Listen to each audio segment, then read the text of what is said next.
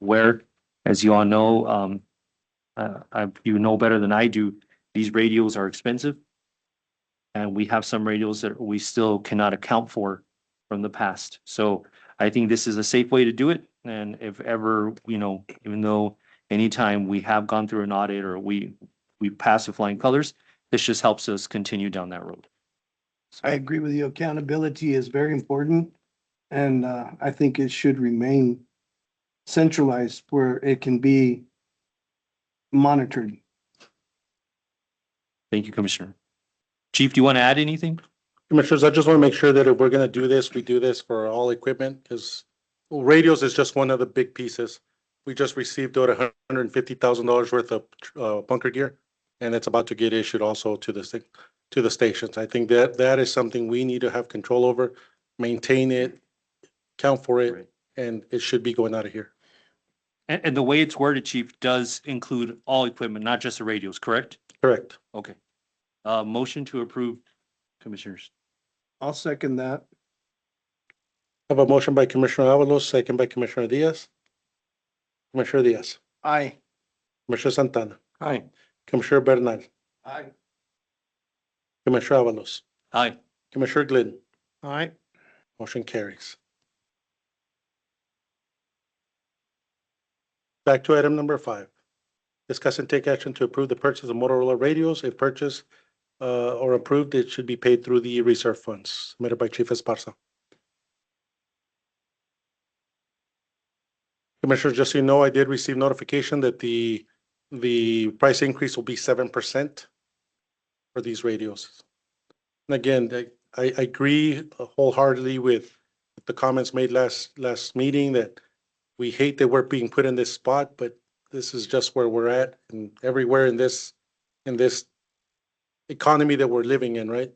And either we can stick it out with these radios, hopefully a couple more years, and then pay more than what we're going to pay now.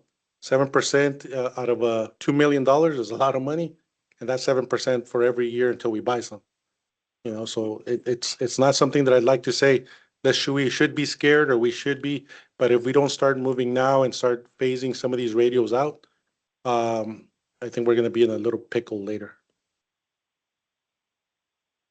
Chief, if we begin to purchase these radios, what's the lifespan of this Right, purchase? these radios just came out a couple of years ago, so they don't look to phase them out because this is the latest and greatest. It's one of the cell phone style radio now that everybody is getting. So realistically, for them to upgrade this to something else, it'd be exactly the same. The old radios that we have now, we did have dual bands, and we are buying tri-band. And let me tell you why we're going to be buying tri-band. Because I've said it, and I've said it before, let's not buy something that it looks cheap right now, but what if later they tell us we have to move from VHF to UHF to 800? These radios right now, we're going to pay about $200 to have them tri-band. We can save $200 per radio, but if they ever make us go, it's going to cost us about $1,000 to $1,500 per radio to upgrade them. And it's already been a known fact. We just did that to these radios, right? And I'd rather say $200 now than $1,000 to $1,500 later, just in case. Okay, so then a timeline, how long do you think? Well, from the time we place the order, I'm going to say 6 months, maybe. And then once they're in use, once you assign them to our fire departments, what's the It's going to be about 15 years. okay. No, 15 years under normal use. Right, correct. So Because this we've had these already. The radios we bought, they were already like a year after we got them, they were end of life. And we've had them, 10 years? So this is a necessity. This is something we need to be doing. This is something we need to start now. So either we're going to say we order half or we order all of them. I don't think the radios we have right now, we're getting rid, if we were to buy these, I personally think we're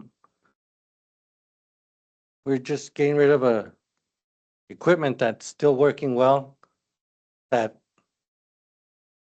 I'm sure, and this is from personal experience, I'm sure it'll last at least another 2 years. You say, Correct. well, we need to buy batteries. We'll buy batteries as we go. But $1.9 million because they put the scare out to us by saying, hey, the prices are going up because of the tariffs. And here we go, jumping. I mean, that's what, I guess it's a personal issue. I don't think we should be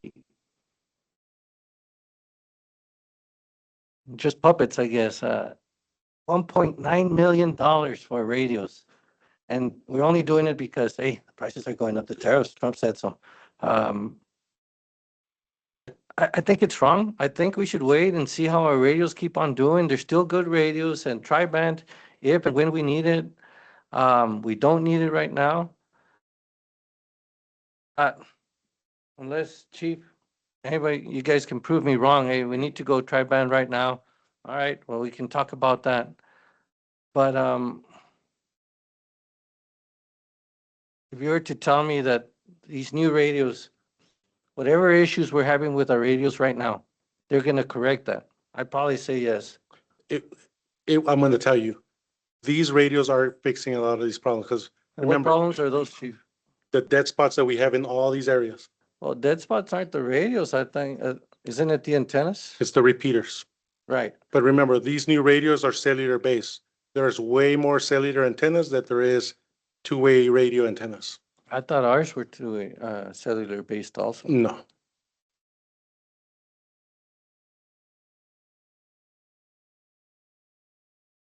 Commissioner, and just to be clear, we're not doing this because of the tariffs. We're doing this because if we don't start, Chief, this is why we started this conversation, was the tariffs. that's one of them. Yeah. But right this is- now, This is why we started it. And we're jumping right now. They asked us to jump and we're jumping. I haven't heard of any issues with the radios, or at least brought up to our attention as commissioners that the radios aren't doing this or they're not doing that.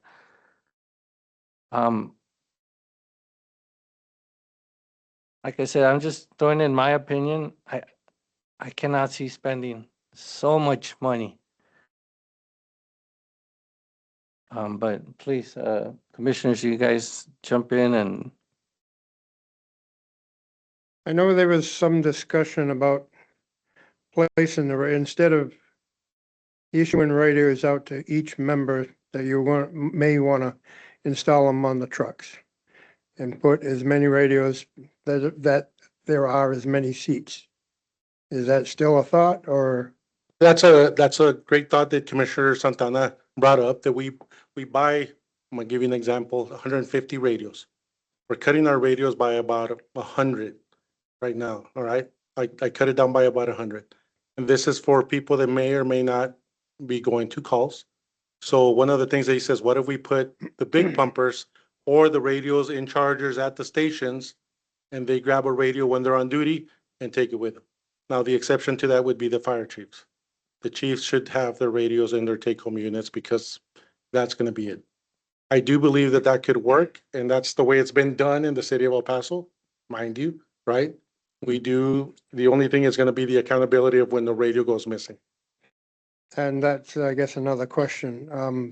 There's no GPS on each There is. radio, or there is, These radios is GPS. so you'd be able to track it to know That where is it's at. correct.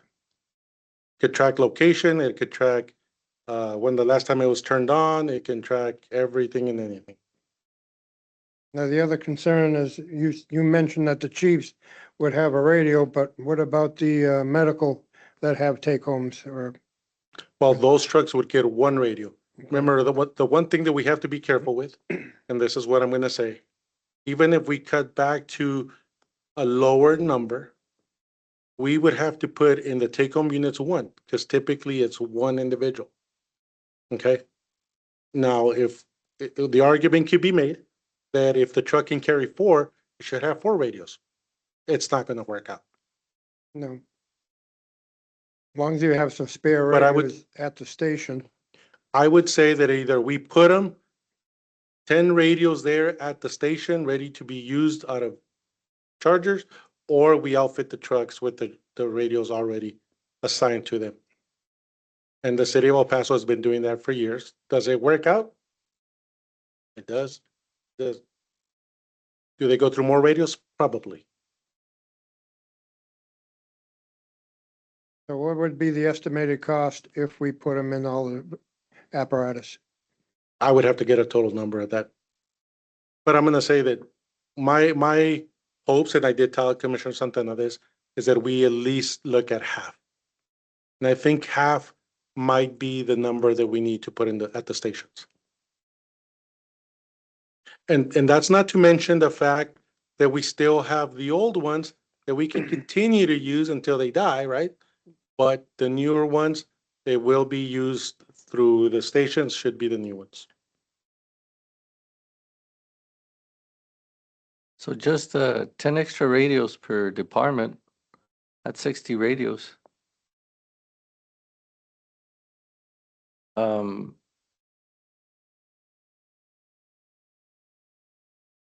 that's 15 less than half of what we're buying. So half wouldn't even cut it. I don't know how that number isn't even realistic. 60 radios, 10 extra radios per department. And then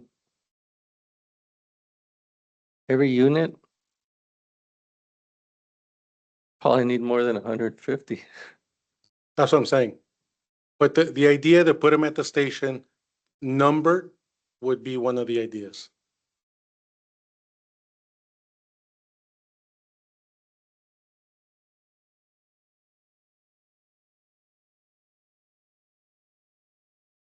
We- How about our, kind of jumping on what Commissioner Santana said, what about our chiefs? Have our chiefs complained about the radios? Like have the Well, volunteers? we're getting, our we're paid getting fire staff requests for complain? batteries, and batteries are 300 apiece. Right now, what we're being told is those are being made, but not as a fast rate because it's an obsolete radio. So we're probably gonna pay 300 or more per battery. And normally everybody gets 2 batteries. Of course, it's not the cost of a new radio, right? But if that's the route we want to go, that's the route we want to go.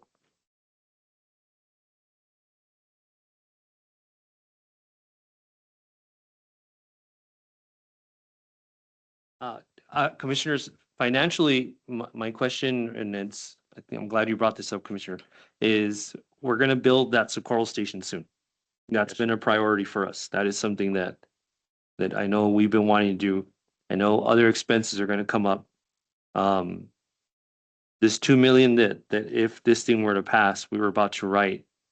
I don't know how you all feel with the environment that we're moving forward to building this brand new station. And then maybe considering, I don't know, fixing other things come up that we need to put money into. I don't know. I don't know if there's another plan, if like you were saying about the numbers, the 60. And again, I'm glad you brought it up. I didn't even think about it, is if our firefighters haven't complained or they're saying that it's not faulty, the current radios they have, then, it would have been good to have heard from them, I think, Well- to see how they felt regarding the radio situation. Just so you know, it's a very small number right now because as soon as the radio dies, we replace it with one of the ones we have in storage. But those radios are no longer fixable. That's it. Once we mark it as obsolete, it's obsolete. They can't fix it. They can't do anything to it. And that's the other thing, we still have radios in storage. Mhm. I don't, Like I said, Commissioners, we could get another 2 years out of these, but at the next agenda, I will have an item to replace batteries.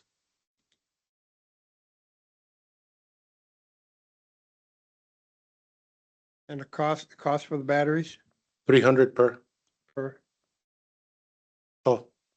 300 plus 7% now. it's,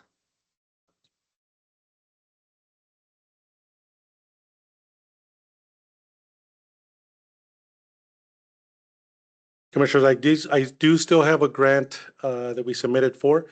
The grant was approved last year, but as soon as the new president took office, he canceled all the grants.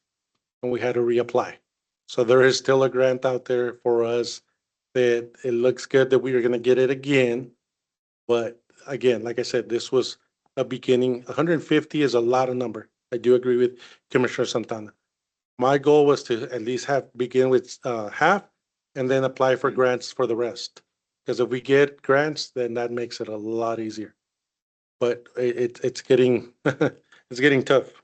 Like I said, we did have a grant approved and he canceled all grants. I'm pretty sure even Jessica's aware of that. So, it happens. Chief Marcus, you have any opinion on those radios?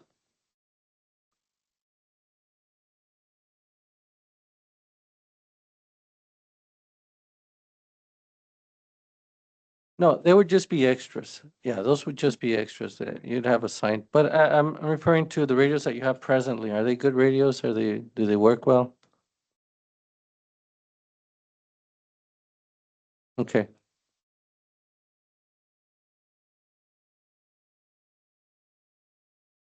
Okay. Hand mics will be the next thing that I will have to buy.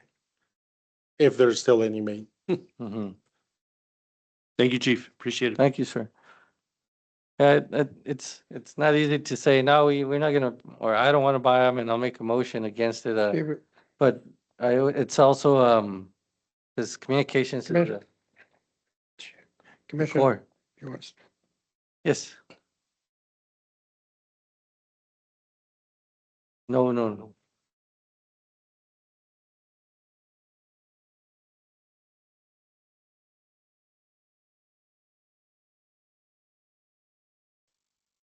There we go.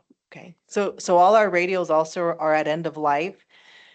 Part of, what Chief mentioned as far as the cost to replace these batteries continues to go up every year.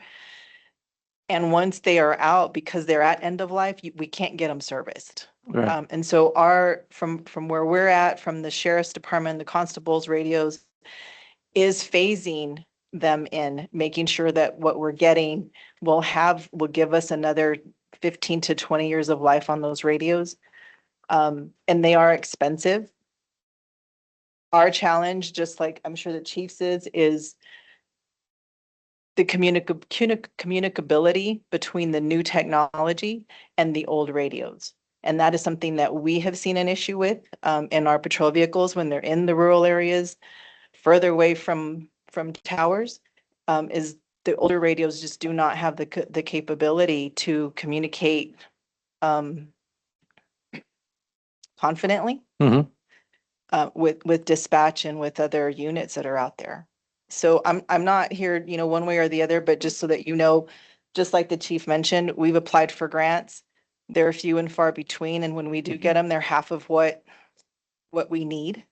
And so we've gone into kind of a phasing thing, also looking at like, how do we phase out these old ones and bring in new ones, and making sure that they all work together, because we will have some older models out there. But I know for our people that are out in the rural areas, it is a challenge. And when they do go out, there's no place for them to get repaired anymore. There's no space. Right. There's nothing on them. And for us, our internal analysis did show that it was less expensive over time to replace them than to keep them and then just trying to switch them out, use old ones for parts and things like that. So I just wanted to As just, far as repairs, you mean repairs? yeah, sometimes we can get them repaired. Sometimes the guys do the repairs themselves. They take apart radios and just try to put it together just to keep them going. But I think we all know that operationally that's not efficient. It's not a good thing. And that is definitely above and beyond what you would expect your people out in the field to have to work with. And it's a liability too. It is. Yes. So I just wanted to share that, we're in the same boat at the county. It's a challenge because they are expensive. What's the right number? Nobody knows. For us, it's just affordability. What can we afford to switch out? I think 3 years ago, we were looking at needing close to $9 million to switch out all our radios. Now we're looking at 15, 16 million, and we're like, So you're laughing at our cost. no, not laughing at all. I just understand. I understand the challenge. Yeah, that's I it. definitely, there's never enough money. There's never enough grants. And yeah, and we don't know what's going to happen with this administration, much less the economy. Right. So I value the conversation here because it's conversations we're having also. Can we really afford to do this now? Can we afford not to? I think it's just a matter of perspective and what, you know, what your current need is and what your current ability is to move forward. So I Thank just wanted you. To share that. Yeah, Thank you very thank much. I guess my thing is, I know we're gonna have to buy them sooner or later.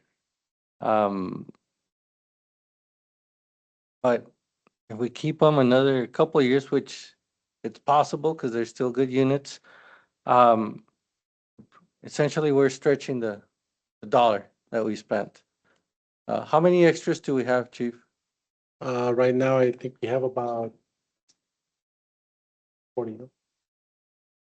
Well, 25 brand new ones and about another 20 already used, and hopefully they'll make it. Is there a problem with waiting for a 3-year plan? In other words, phase off a third, and third within three years and get all of them?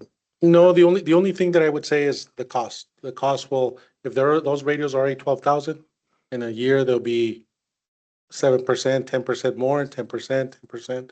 So at the end of the day, we're gonna pay for them. So that's the only issue that we have. And I agree. This is a tough spot to be. It's happening to us in fire trucks. It's happening to us to fire hose. It's happening to us everywhere. When is it the right time? How do we say right now, let's buy a third of it and then put them out on the field, and then next year pay 7 to 10% more and then put another one in the field? Because that's what the sheriff's department's been doing, and it's been every time they see it, the number just keeps climbing and climbing and climbing. What, Or they buy way less. You know, by the third. why don't we consider purchasing half of them? And then if the grant ever gets approved or whatever we get, then we can redress, getting more later. If we wait, I mean, it's gonna go up like everything else. I mean, we have a tax base that we get revenue from. Increase of everything else out there is going up a lot quicker than our tax rates going up to help us. So down the road, I think we'll have less money doing things that we need to do. And if we can right now, and we have it in the budget, that maybe we should just get half of it, and if things really go bad, at least we can get by for another 10 years or so. You know, one of the things that I'm kind of, the back of my mind, I'm kind of thinking about this, and it's like, I'm listening to every one of y'all's comments, and at the end of the day, this is a necessity. It's not a want.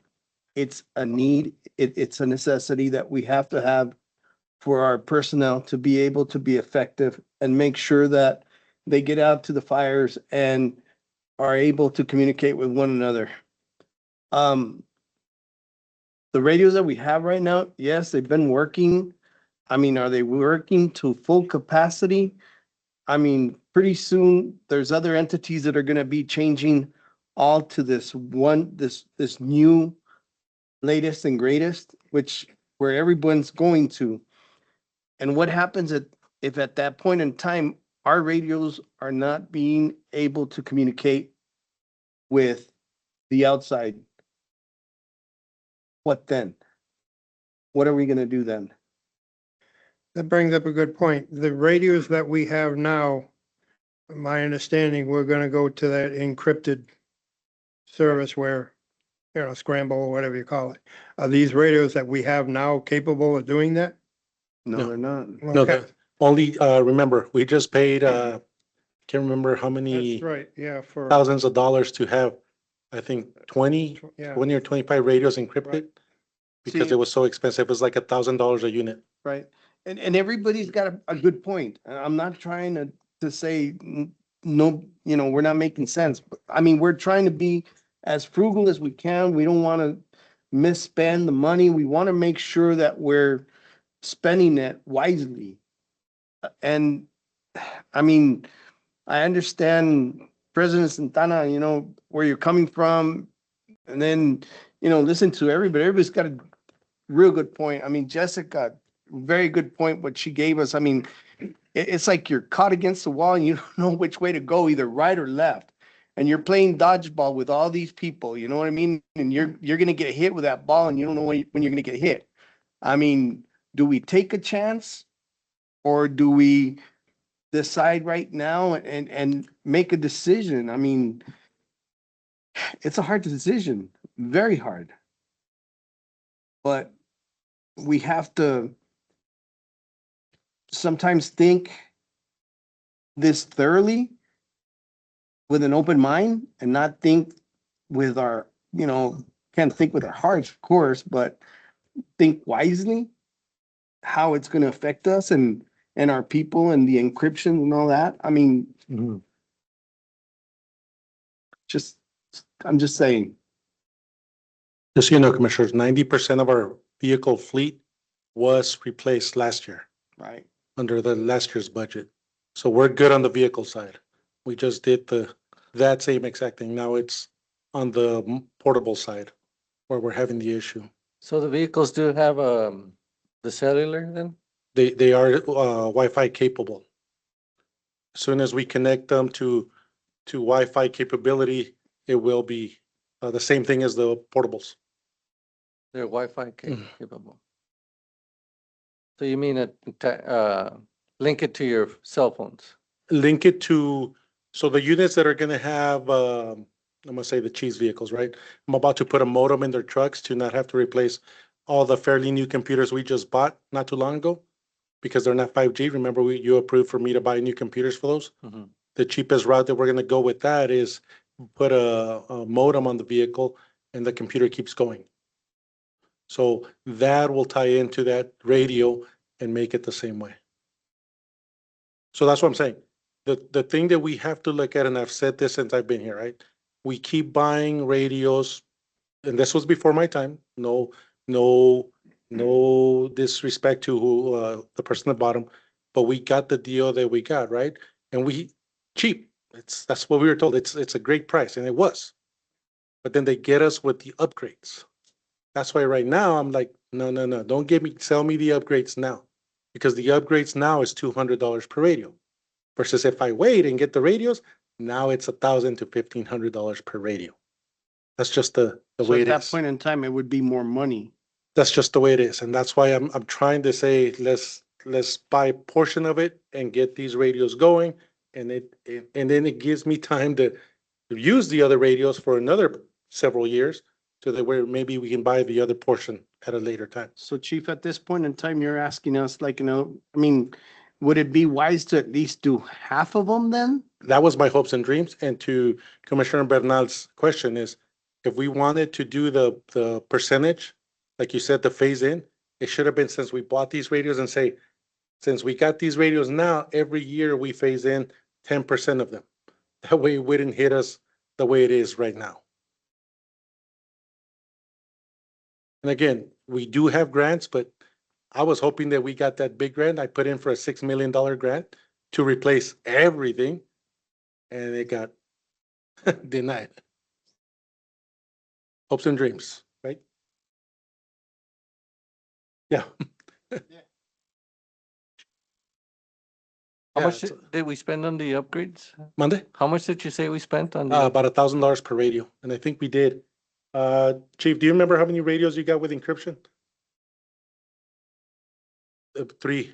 So 3 per department, and then the fire marshal units that we already had encryption, except for our portables. Mhm. So that was $1,000 per radio.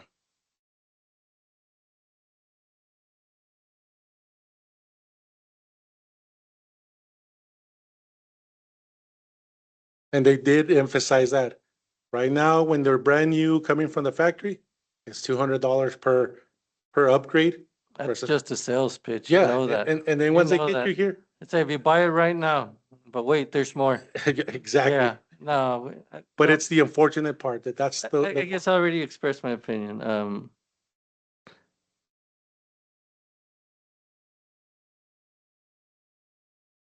I guess it'd be, now that we've discussed this, if anybody wants to make a motion to purchase whatever, I won't because I don't agree with it. But Commissioners? You say, so the number you gave us is half, the 1.9 million is half, or half would be like $900,000? Half of the quote that's in there for 150. So 75 radios.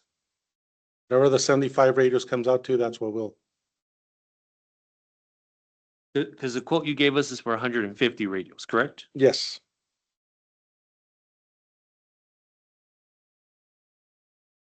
I just, again, like Commissioner Santana said, I don't want to beat a dead horse, but I know in the time that I've been on this board, the communication stuff has always been an issue with us. Mm-hmm. Before we had someone else who was supposed to be like our communication liaison, our person who was in charge of that. And at the time we were with a local company here. And apparently we had a great deal going on. And then that fell through. I don't know what happened there.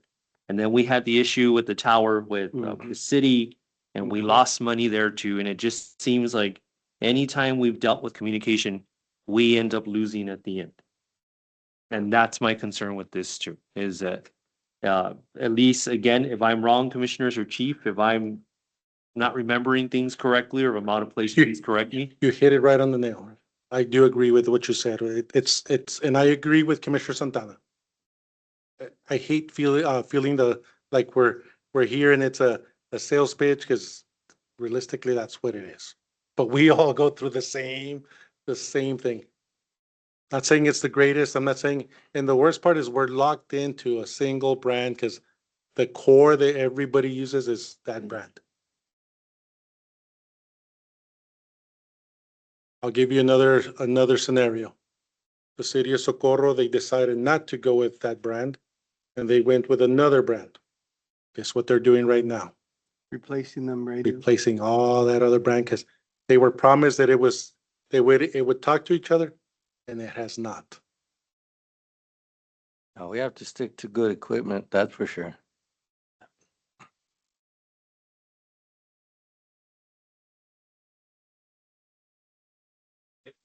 We were to go purchasing 75, chief, financially, and again, God forbid, we have to replace like a pumper or big unit. Financially, how are we looking after, let's say, this $1 million purchase? We still have another, I believe, according to what Mariana told me, and I'm just going because she's not here, another 5 million in the bank. That's in reserves. That's why I'm trying to take it out of reserves to put us at the number that the county wants, which is 32% of our budget. So we're still not at that 32% that the We're way county higher. is asking us for. Okay. Gotcha. Okay. And that's not to mention what's gonna be left over from this fiscal year. Now, if we were to purchase this full amount, this doesn't impede anything else that we're trying to do? like No, the building money's in the station bank for or- the loan at the station that we're gonna build. So it has no effect on that. It's not going to change our interest rates with the bank or anything? No, the only thing it will affect us is anything catastrophic happens right now. I mean, I'm gonna knock on wood somewhere, but that God forbid something goes south, then that's the only time that it's gonna hurt us. But even at 32% that the county wants, it would wipe us out. Oh, yeah. And I'm correct on that, right, Ms. Garza? The county wants us to have 32%?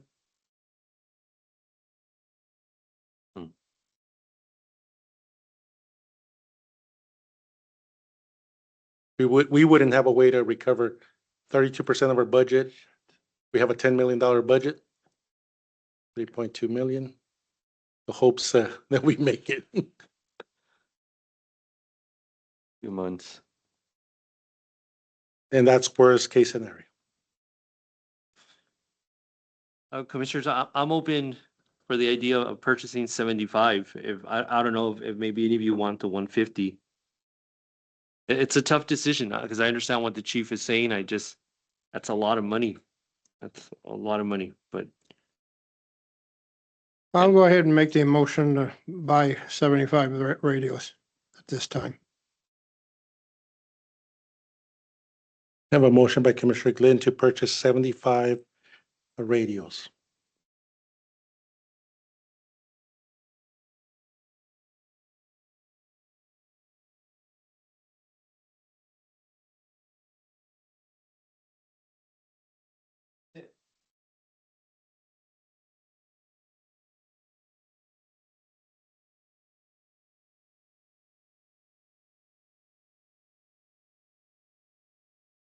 our part, fighting, fight equipment, staff, our volunteers.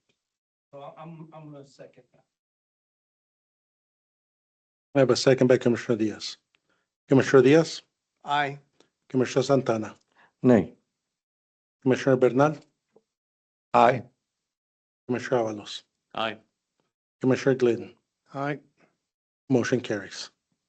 Item number 6, discuss and take action allowing all fire cadets to take the state exam only 3 times.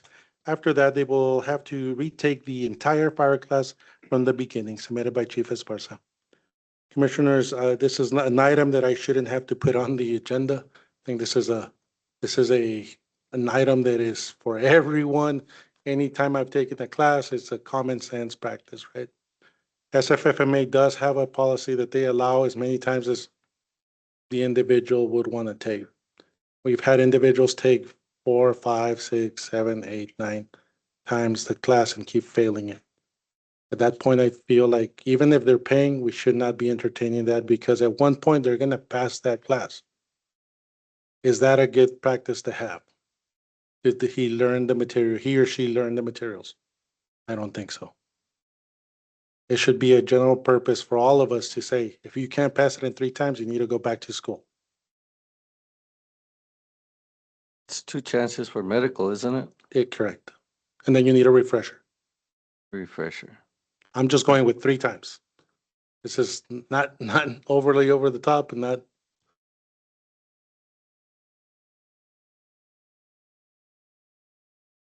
I think you just mentioned, do we have this happening a lot right now, Chief? We do. We do.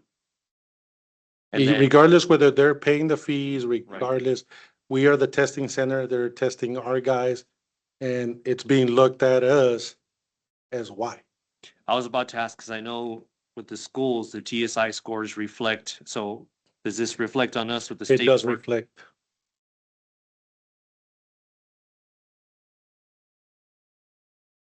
And again, all the training staff has been more than open to, you need help, call us. But we're finding out that a lot of these students, we interviewed a lot of the repeats. And all of them are like, I'll be honest with you, I didn't study. At least they're being honest. You know,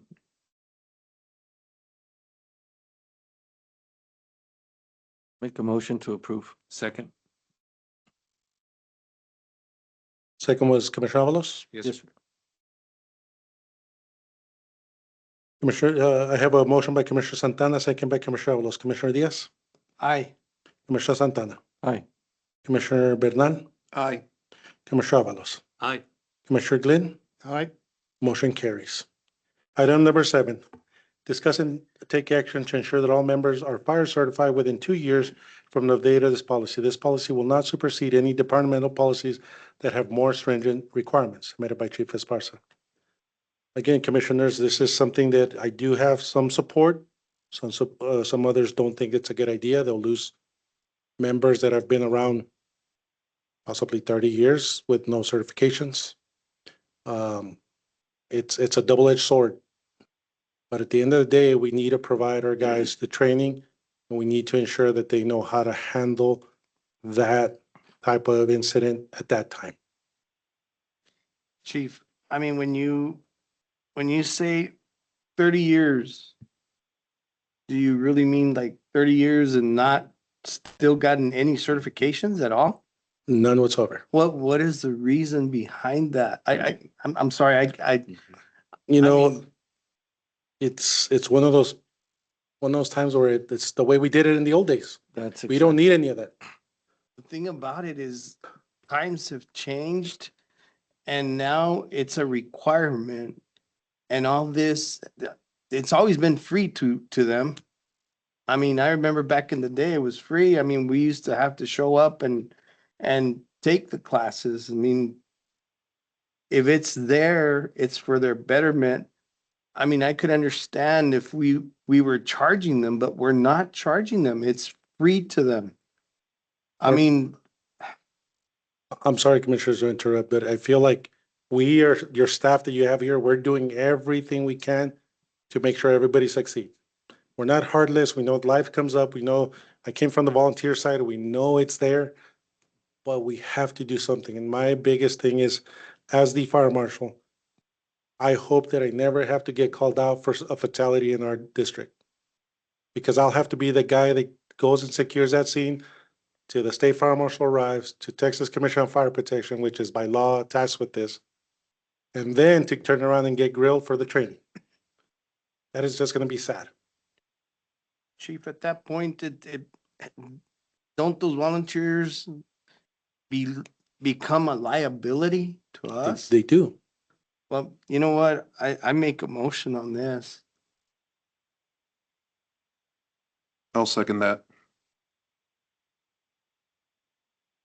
A motion by Commissioner Diaz, second by Commissioner Bernal. Just a quick question, sorry. Yes. The way the policy reads is this policy will not supersede any departmental policies that have more stringent requirements. That is correct. What if they have more lenient requirements? In that point, does this policy then supersede theirs? That, this policy Okay, supersedes. that's fine. The only one that I know for right now is Fabens. They made it mandatory that all their members must have it within 1 year. Retroactive. Yeah. They're pushing their guys to do it. Okay. And any I new, have a question. I'm sorry, any new, Give me a cadets, minute. they have 2 years to be, 2 years from now, moving forward 2 years. I believe that was Chief Cordero on the line. Yes, good afternoon, this is Chief Cordero. I apologize for not being there. I'm part of the honor guard attachment today for the funeral. So I had a question as far as this. I do have members that are, plus 15 years, and they're either medically certified or fire certified. How is that going to affect them? And I mean, of course, we mentioned it, life does happen, and some of these guys, they're at the end of their career and they're like, first of all, I'm not getting paid to go to class. Second of all, I don't have the time to do it. How is that going to affect them?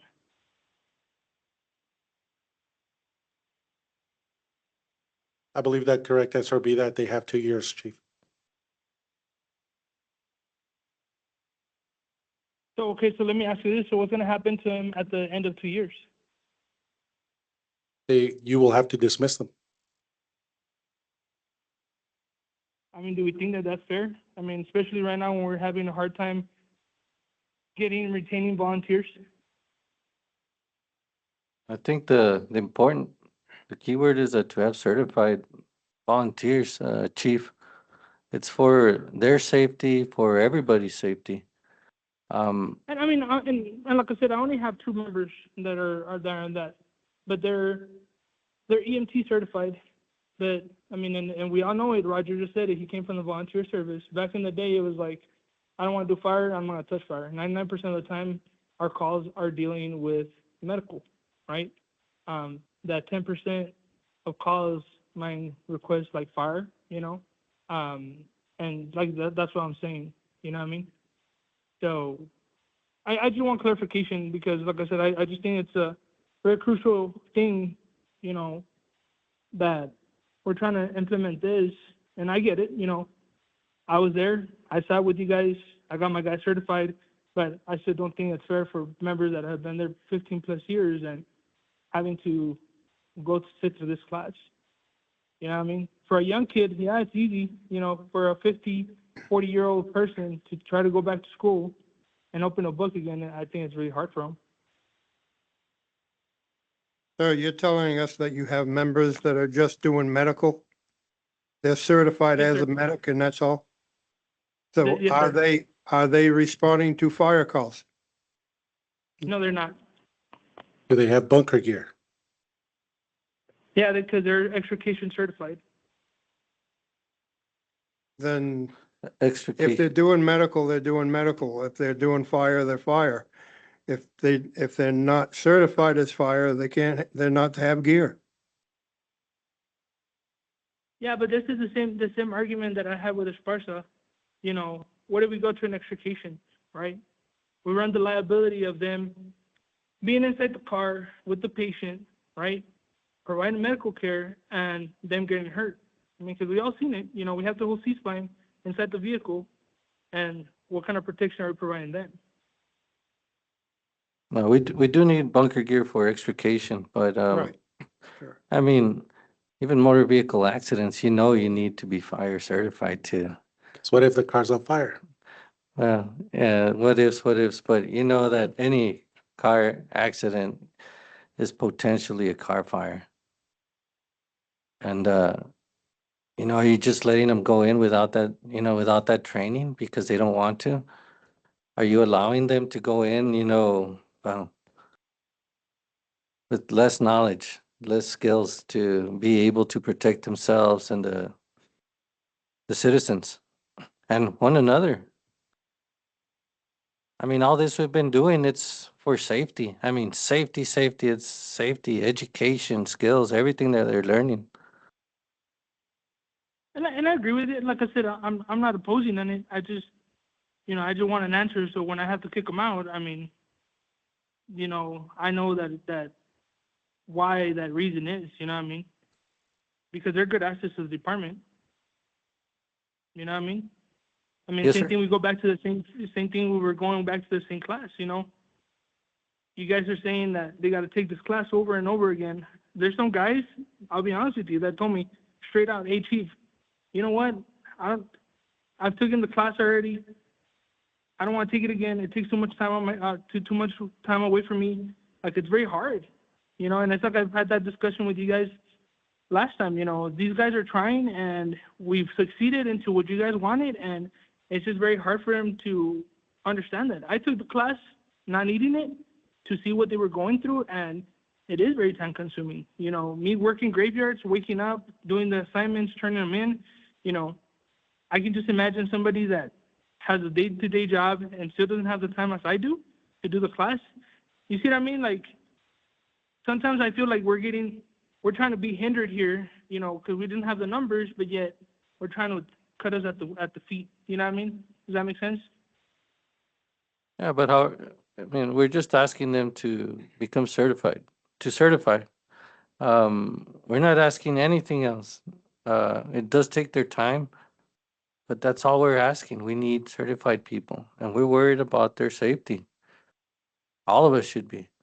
I personally, even when I was on the job, to have a rookie going in, you're scared to death for them because even though they're certified, and they can still get very hurt, and they do. Now, somebody that is not Yeah. certified, what are the odds that they'll get hurt? A lot greater. And that's what we're trying to avoid.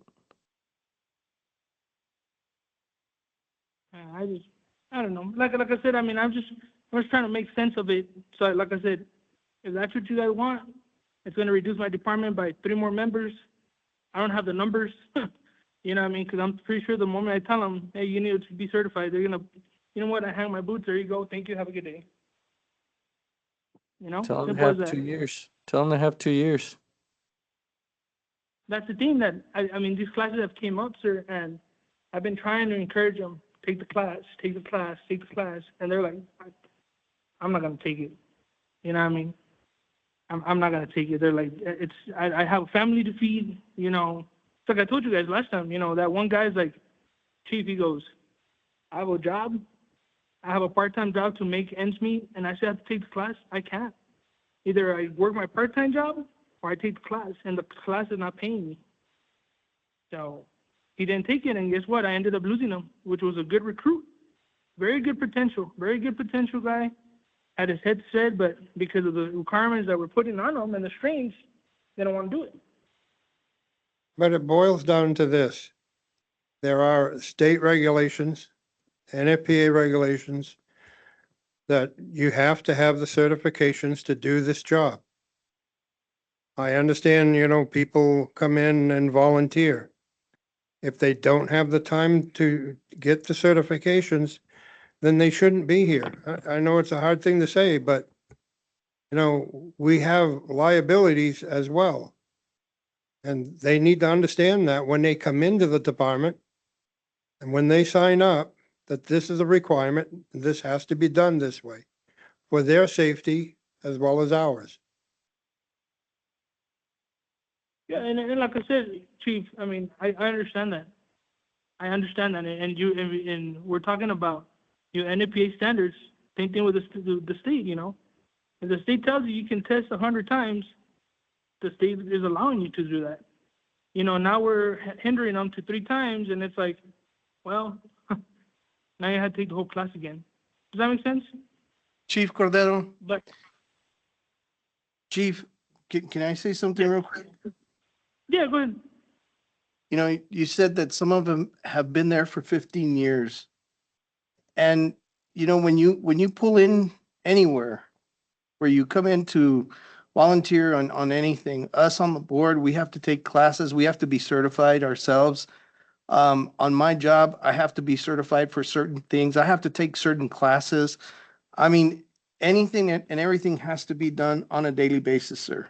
These are job requirements. And it's not just for our safety, but it's for their safety, liability. And at the end of the day, sir, I mean, 15 years, if they've been there 15 years, you would have thought that they would have already taken care of this. I mean, we're still giving them an additional 2 years. I understand what you're saying, that, what do I tell them? Or they're going to quit. Well, you are the chief, sir. And it is upon you, it's on your shoulders that you have to find ways of finding what you can do to help them. And at the same time, if you need our help as well, we've always had an open door policy with you, Chief. I mean, all this time and with everybody. We're here to see you succeed, each and everybody. Every one of the volunteers. But I mean, what you're asking us to do is extend it out more? Is that what you're asking us to do? And no, not put this policy in place? All I'm asking, sir, look, and you're touching base on it, right? You guys have been part of it. You guys have asked and I've answered, right? You guys want to certify medical personnel? I give it to you. You guys want to certify personnel? I give it to you. All I'm asking, I'm not asking to extend it. I'm not asking to change it. All I'm asking is, what do I tell these people? That's all I'm asking. Okay, You know what I Chief, mean? Like I said, so you're the chief, but yet you're asking us to direct you on what to tell them? No, sir, you're not Chief. making of what I'm asking. Chief I Cordero, mean, I'm just gonna leave it like that. Like I said, I don't want to argue. I'm just asking a question. And it Chief seems Cordero, like I can answer that for you. Yeah, go ahead. As a chief, I would say, team, you have 2 years. If not, you make your choice. That will be their choice. Not you as a chief, not us as a department, them as a member. Okay.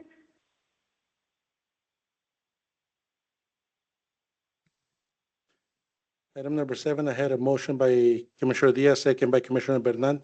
Commissioner Diaz, Aye. Commissioner Santana, Aye. Commissioner Bernal, Aye. Commissioner Avalos, Aye. Commissioner Glidden. Aye. Motion carries. Item number 8, discuss and take action to amend the contract for service providers regarding the requirements they must meet to collect their contract money, completing all fire reports and training into ESO. Commissioners, as you know, we had 4 items, right? Which we handle all of them, I think, at this point. We test PP, ladder testing, pump testing, and there's inventory. That's the only one we don't cover. They got to cover that. So instead of the last 3 that I mentioned, I would like for you all to consider changing the contract for them to have to do the inventory, all fire reports, and all training into ESO. That's how they're going to accomplish their funds. What were the 3 things again, Chief? The 3 things that we want, Yes. for them to complete their annual inventory of all their equipment that is assigned to their station, and then completing all fire reports and all training into ESO or the reporting system. The reports, you want them submitted within how much time of The inventory reports, I know the fire reports. the fire reports, all we need to do is if they're entering them, we can pull a report and be able to pull a report when they ask a report of me. If you ask me a report, because right now I can go do a training report and a lot of the training's not there. Yes, let's say after an incident, how much time do they have to? My guys are required within 24 hours. And the training? I would say 24 hours too. It's that easy. I'm not gonna hold them to 24 hours because they could take you a week. But as long as it's done when I need the report. Because right now I've been sending out emails and the reports are still not in there. So are they falling behind again? I mean, Well, a lot of the departments were used to saying we have it in paper, but we don't, are not putting it into the system. But for us, they're getting me on ISO rating for not having training records. Yeah. We have our training records, but we don't have their training records. And this has all been derived from the ISO rating. Has been going on and I've been, Investigation, yeah. Commissioners, I agree with what Chief Esparza is saying here. I just think that on our part, we have to follow through and back them up. I know in the past, and I think if Marty was here, Marty would attest to this as well. We've kind of have given more time, been lenient in terms of extending deadlines and it's been for a good cause. It's been to help the departments. But I think now, because it is affecting, and Chief is saying it's having an effect on us, I think we need to be a little more stringent on making sure they get this done when he needs it. I just think, Chief, I know you say it's when I ask for it. I don't know how you feel, commissioners. I feel that's kind of, I think that someone would say that's kind of vague. Maybe a timetable, like 14, 15 days. I don't know. Yeah. I don't know if you. We do need a, Commissioners, to be honest with you, it's not when I ask for it. We're all sharing the same software now. So if I pull a report next month, all the trainings for that previous time should already be in there. yes, sir. Agreed, 100%. But then what is, I think, what is their timetable? When would you, how much time from, let's say they have it tonight, Chief? How much time would you I like? say a fair amount of time for a chief and you're the only one here. Speak up right now. 2 weeks to enter it. And that's, I'm 2 weeks is a lot of time. that's 14 days.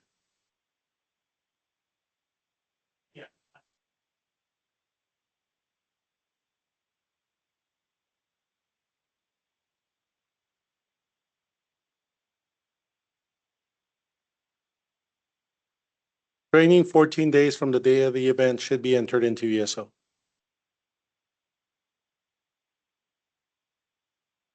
That be part of how we work this then for approval, the 14 days. So it'll be the policy, well, it'll just be on the contract. It'll say, all training records should be entered 14 days from the date of its occurrence. And all fire calls should be within 24, let's say 48 hours. I'll give 2 days. 48 hours from the day of the occurrence for the run report to be entered. So then here's a question, and again, it's just, it's unnecessary, it's unfortunate we have to discuss this. If for whatever reason, those days are not met, what's the? They will not get, reprimand, what happens? they will not get their portion of, this is where it's gonna get tricky. We were docking 2,000 per item. Okay, We're bringing it down to 3. They And- miss one of those 3, that's already in the contract, correct, Chief? That's already wording there. Okay, got you. Thank you, Chief. Appreciate it. so if they miss one of those 3, I would say the last $10,000 of their contract, because that's how you're really gonna put the like that fire. Okay, thank you, Chief. That's my recommendation. That's up for you to vote on. So 2 weeks from the training, after training event, and 48 hours after any incident, Any after incident. the incident Mhm. for the fire report. I make a motion. Motion by Commissioner Santana, Second, second by Commissioner Diaz. Commissioner Diaz, aye. Commissioner Santana, Aye. Commissioner Bernal, Aye. Commissioner Avalos, Aye. Commissioner Glidden. All right, Motion carries. Item number 9, discuss and take action on allowing firefighters to take instructor 1 after 3 years of firefighter certification, instructor 2 after 3 years of instructor 1 certification, instructor 3 after 3 years of instructor 2 certification. Commissioners, it's happening in the one chief that, well, the first one that requested this is here. I'm not trying to throw you under the bus. But I think that for somebody to be a teacher in our field of service, right? They need to have experience. And then it started happening. Everybody that we certified last class is trying to become an instructor. They don't have the knowledge or the experience to teach somebody else what they got to do. And this is a standard for TCFP. I think we should follow that. That's a great standard. Chief, in your opinion, and then commissioners, to those of you who were firefighters, what would be a good amount of years of experience in order to do this? What do you think constitutes? I would say let's not even get into how many. 3 is what Texas Commission on Fire Protection says. Do you think that's enough? That's, to me, I think that's a beginning. That's why it's instructor 1. Okay, It's the basics. okay. So you're Instructor in 2, agreement with that? I'm in agreement with that. Okay. Instructor 2 is 6 years. Instructor 3 is 9 years. Are you in agreement with those? as I'm in well? agreement with all those. And then commissioners here, you guys too, you think that those are good times? Yeah. Sir, Sure. Okay. Thank you, Chief. Sure. Chief, did you want to say something, Chief? Want somebody to be here 9 years before we could take any? no, 3 years after, Your first certification, Fire. you get fire instructor 1. Instructor 1. 3 years after that, you get instructor 2, When you say first certification, you mean your firefighter certification or? what do you- firefighter certification. You can't instruct unless you have the Oh, I firefighter. understand. 3 years of experience, you get instructor 1. Most people stay instructor 1.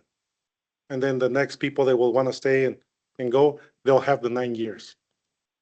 Chief, just be patient with me, okay? Because No, you're good. so the 3 years with the fire one would be 3 years from the time that they start volunteering, then they have 3 years and they become fire one, or 3 years from the time that they get certified fire one, and then you start counting 3 years. 3 years where they become firefighter 2. Okay, so fire two, then you start counting 3 years, then they can go for instructor one. Is that correct? That is Thank you. correct. Chief, any questions about that or thoughts? I think you got it wrong. Yeah, It's, I'm getting a little confused here. yes, you get, your firefighter certification, your, You can get structural fire 1, fire certification. 2 in the first year. Yeah. Okay, all right, because we're getting mixed Yeah, up. We're fire talking 1 and about fire 2. Instructor 1, instructor 2, instructor 3. Let me 3, 6, clarify 9 this right now. years. Let's say today, a member just walks in the door and he starts the class that we're about to start, right? And he passes and he gets certified fully certified firefighter. 3 years after gets his fire cert, he can take instructor 1. And then 3 years after, And then 3 years after that, instructor 2. And then 3 years after that, instructor 3. It could be today, but if you've been here, again, 15 years, and you get firefighter now, you still gotta wait 3 years. make a motion to approve. Second, A motion by Commissioner Santana, second by Commissioner Avalos. Commissioner Diaz, Aye. Commissioner Santana, Aye. Commissioner Bernal, Aye. Commissioner Avalos, aye. Commissioner Glenn. All right, Motion carries. Item number 11, discuss and take appropriate action on opening bid SF 2025-0602-1 for the Socorro Fire Station concrete replacement. It's already over there? Yes, sir. Oh, Commissioner Santana has it. Commissioners, as you've been aware, we made a repair at the Socorro Fire Station, I think last year, 2 years ago. Well, that concrete is now again breaking. So after further review, it turns out that there is nothing but clay underneath. It was never taken out, never compacted. So every time it gets wet, the concrete just moves. So this is a quote to pull all the concrete out and remove about 8 inches of clay and refill it with caliche, hard surface, compact, and redo the concrete. We only received one bid. That's the only one that submitted. This is from Master Team USA, and their bid is $122,870. That's for 2 sections, no? Or is that total? Oh, yes, and then replace some concrete and replace some asphalt. So it's 2 sections. Yes, sir. 2 sections for a total of how much? $122,870. Yes, because like I said, we did a repair on it like a year or two ago Yeah. and it's gone. So he's gonna have to pull all that concrete. I think it's 15,000 square feet, Commissioner? Yes. Yes. Yes.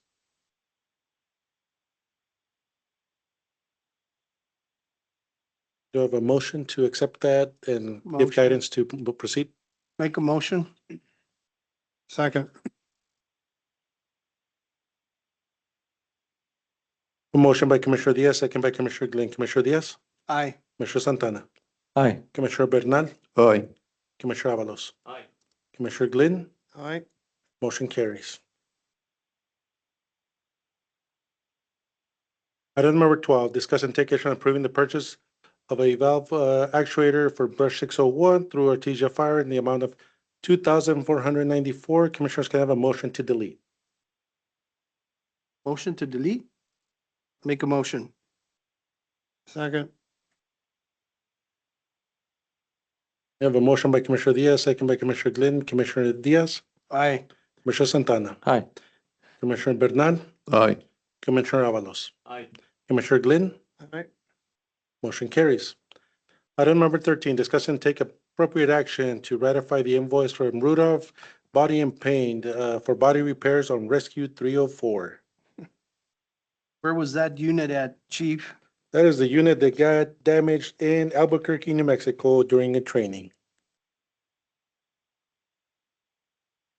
Commissioners, Yes. the total cost was $13,374.31, which our cost will be $3,374.31. Motion to approve. As far as this, chief, I mean, at the same time, it's gonna make our rates go up as well, correct? Correct. Um, I know we're approving it, but, did they give something out to the person that wrecked the vehicle? I mean, was something followed to reprimand that person, in other words? All I was told is it was an accident.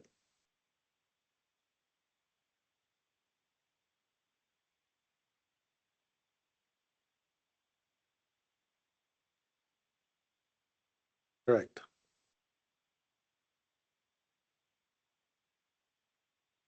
That's two incidents. He was suspended on the first one, and I don't know if anything right now. I was told that it was an accident, and this is why it's on the agenda for the amount. Yeah.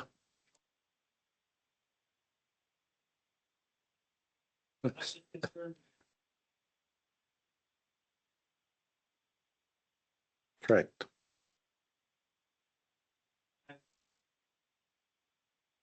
Correct.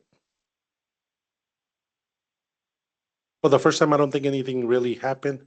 The first time was he hit a car with a tire, what they call a road gator, outside of without telling us that he was outside. That's why the initial complaint came in. This is a damage to our vehicle.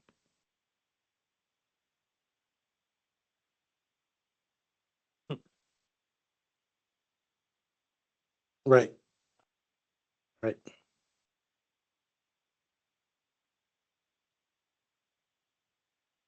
Correct. This was a training Correct. using a taxpayer-owned vehicle. Clearly, right in the. I can't explain it either.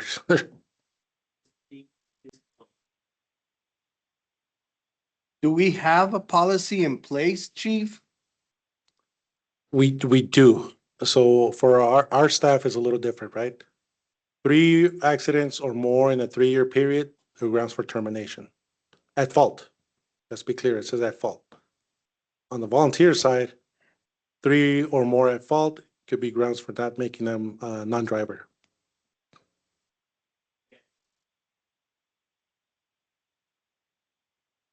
No. Not that I can recall. They did that too. But this is a almost $14,000 damage that Yeah.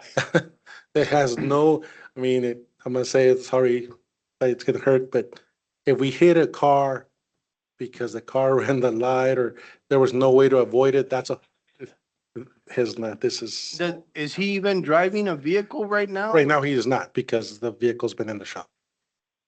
I think he needs defensive driving before he gets a vehicle. So we've offered that, I was gonna say that, we offered the defensive driving twice already and he has not taken it, so Then you don't my get a vehicle. email to that chief will be, he does not get to drive until he takes the e-bug.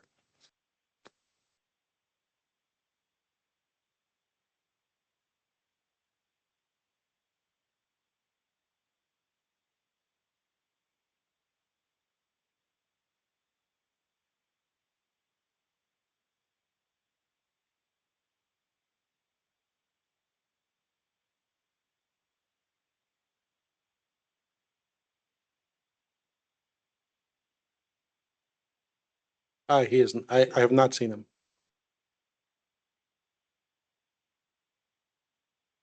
Well, that is our policy though. That is our policy that if you have any accident that's at fault, you must take the defensive driving course that year.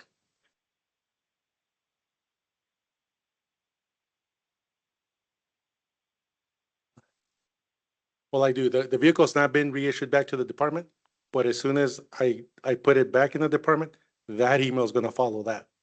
That before that individual can drive, he must meet the requirement of our policy.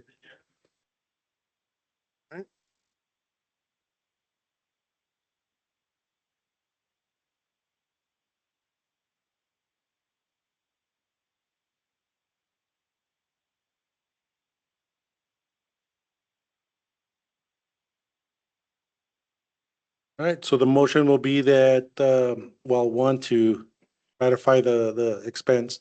Number two, that the defensive driving will have to occur before the vehicle is picked up from district headquarters. Yes. Am I correct? I have a motion by Commissioner Avalos. Do I have a second? Second, A second by Commissioner Glenn. Commissioner Diaz, Aye. Commissioner Santana, Aye. Commissioner Bernal, Aye. Commissioner Avalos, Aye. Commissioner Glenn, all right, motion carries. Item number 14, discuss and take action on the response calls volume on all take-home vehicles by service providers, submitted by Commissioner Glidden. okay, commissioners, this is something that kind of been brought up and talked about. I know Chief and I had talked about some things in the past. So I asked if we could get some numbers and runs for all the take-home vehicles, who is assigned to them. And also, we want to look at the percentage calls that they have for the departments. I know when I was chief, how we kind of handled it was that each month I would look at the membership that had the take-home vehicles, looking at how many calls I did that month, what the percentages were to the total calls of the month. Using that as a guide to make sure that they had up to 15%. I know Chief Esparza in the past years, as you all had discussed, that you'd like to see what 10% for the members and 15% for take homes and so on. So that's kind of what we kind of derived on our departments and worked on. I've been kind of bothered, and I know I've told some of you about, in the past, things happen in some of the departments, and then you lay down the law and all the departments have to comply, which, is all well and good, but I, as a chief back then, would get a little upset because of somebody else. That being said, we as a district, the departments that work for the community here have a responsibility, and that's how I've always governed our department. We have a responsibility to our members, to our communities, to respond to the calls at hand. And I've mentioned it to Chief Esparza that I'm really not after West Valley and I'm not after Montana Vista. because they're making 99% of the calls or 100%. They're doing what we ask and what we expect. These other departments who miss calls, even with the paid staff there, they miss calls. That's where I wanted to see what's going on, what the numbers were, and why. We have a lot of rescue vehicles that are out there being used by our members at each department. And looking at these numbers that you have in front of you, some of them are pretty poor.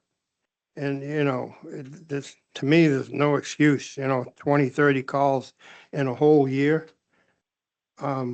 We need to probably go into an executive session and sit down and really look at this.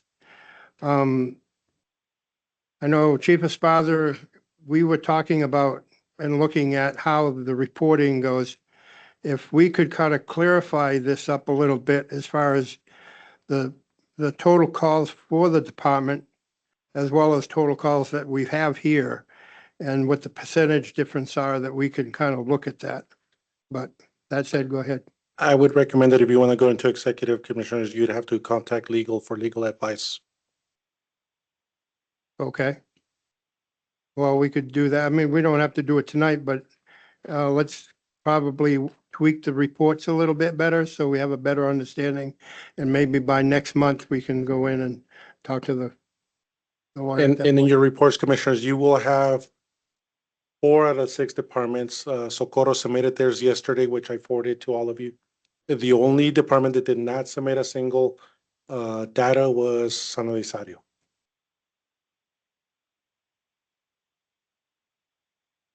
Well, I look at it this way, if they don't want to submit their reports, and so we can talk to them about it, then we just pull up the reports ourselves and make our own decisions. I'd have to look at the count, Commissioner. San Elizario? No, they have way more than that. Oh, yeah. But San Elizario is not on that list.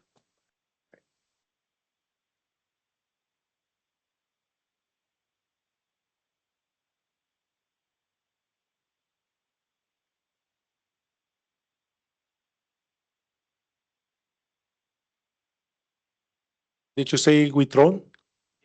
No, Huitron's not in, that is Huitrones and Socorro. What unit number are you looking at? Oh, he used to be at San Eli. So that's probably an old report. If it's San Eli's in there, it's an old report. Only everybody else except San Eli is in that report.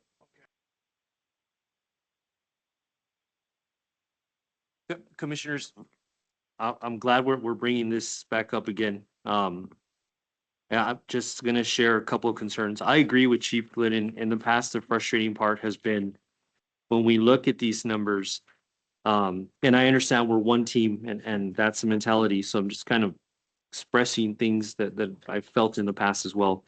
There are 2 departments in particular, and you named them, Chief, that are really good about responding, which would be East Montana and West Val. Their numbers are great. We cannot take that away from them.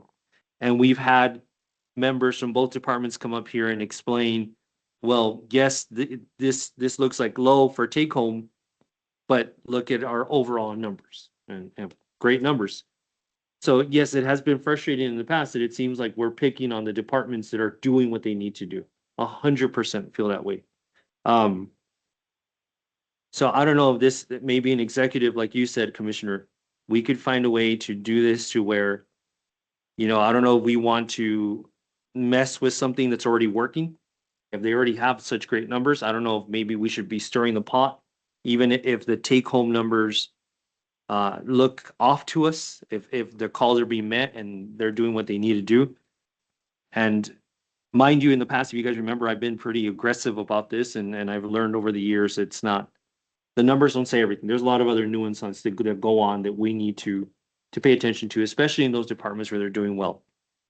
My concern, and it's been something I've expressed over the years, is that in the other departments, especially the 3 down here, excluding Socorro from this, for for the most part, is when there's constituents that are showing our take-home vehicles, like at UTEP minor games, but they're not working the game.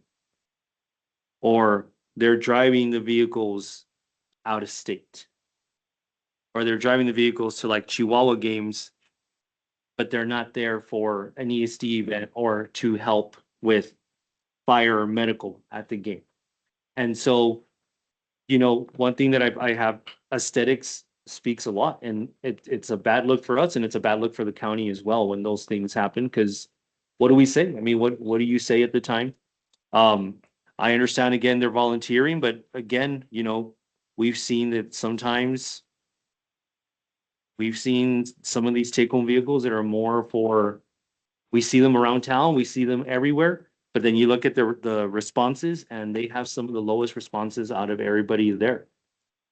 So yeah, I'm glad we're revisiting it. My only thing that I would say is when it comes to the departments that are knocking out the calls, my only concern with those two right now is I don't know if we should be trying to fix something that's working there. Even if the take-home vehicles numbers are low, they're still getting the job done, right? They're still doing what they need to do. They're still putting people through trainings. They're still putting people through certification. So that's my only thing. But I am glad that we're looking at this, that we're going to take time with this, because as Roger has pointed out before, there's a lot of young, hungry cadets or certified people that don't have a take-home that would love to be responding to calls. And sometimes they don't have the opportunity to do so. So I think getting them more of an opportunity to do that would be good. So that's my 2 cents, Commissioner Glenn, but thank you for bringing it up. I think it's something we do need to look at. Sure. Commissioners, just something to think about, and I'm not gonna pick on anybody, I'm not gonna mention who I saw, but this weekend, and I'm gonna ask Commissioner Glidden, when you have a vehicle assigned out to you, and let's say you're coming back from, I don't know, anywhere, and if you see an emergency, let's say a stalled vehicle on the freeway, as being on a response vehicle like that for representing us, would you make a stop even in the city of El Paso, and if the car was in the driving lane? Or would you just drive past it? No, I've always stopped, and they should too. I mean, if there's an emergency where a vehicle is in danger or getting hit or whatever, Or somebody, get behind them and, you know, throw the lights on and call for PD or whatever. right? But you try to assist and get the vehicle off the road safely, then, but yeah, you shouldn't just drive fast. Yeah, it's unfortunate. I was driving back from the west side this weekend, and I saw one of our vehicles pass me by. Again, I'll say as long as they can do it safely. If they, you know, if they see it and they're going by, you know, they may have to turn around or whatever, but Just drove right through it, right by it. And it was right behind it, and it moved over and kept going. Moved into the hammer lane. And it's unfortunate. I was like, I saw it and I'm like, he's gonna stop. No, didn't happen. I'm not gonna mention the fire department that he's representing, but I know who it was, and okay, that's my 2 cents. Thank you, sir.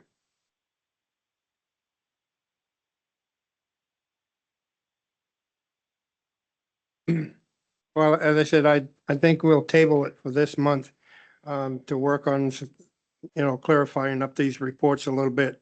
So next month, we'll put it on an executive session where we can go in there and talk with legal and talk it amongst us.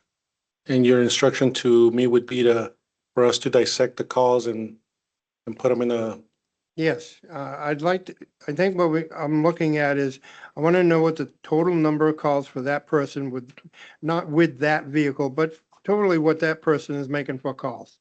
And versus the total number of calls for that time period. if it's a year or 6 months, I'm sure it's not gonna change very much as far as percentage goes, so. Commissioners, I would recommend that we break into executive and get legal advice on one quick item. We could? Which item is that, Chief? On this one? Yes, there is, on that item number 14 on the take-home vehicle policy, Mhm. because you hit a couple of things that need to make sure we address with them.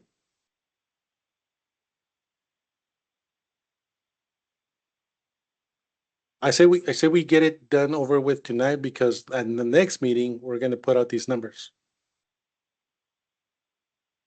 Okay, Right now. if you got It concerns, should we need to be talk to them tonight. pretty quick. Motion to go into executive. El Paso County ESC number 2 will be going into executive at 7:34 PM to consult with its attorney.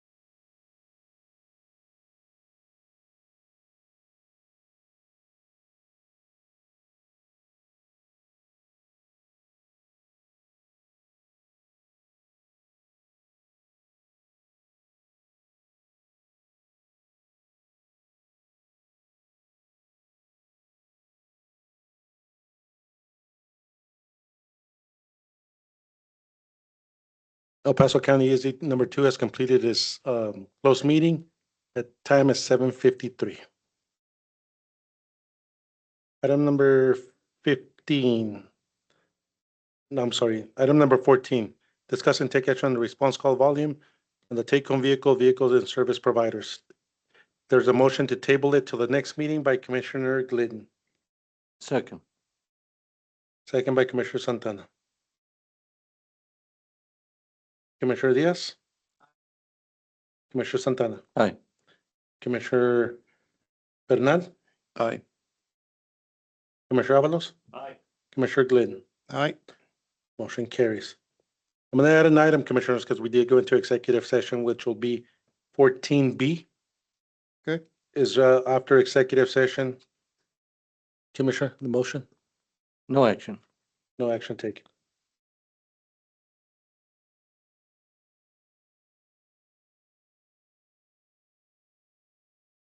Item number 15, discuss and approve the next meeting to take place Tuesday, July 15th, 2025 at 6 PM via web or open to the public in person. The motion? Are all of you okay with that date? Yes, sir. Was the motion? A second. I have a motion by Commissioner Glidden, motion by Commissioner Diaz, second by Commissioner Glidden. Commissioner Diaz? Commissioner Santana? Aye. Commissioner Bernal? Aye. Commissioner Avalos? Aye. And Commissioner Glidden. Aye. Motion carries. Adjournment at 7:55 PM. Thank you all.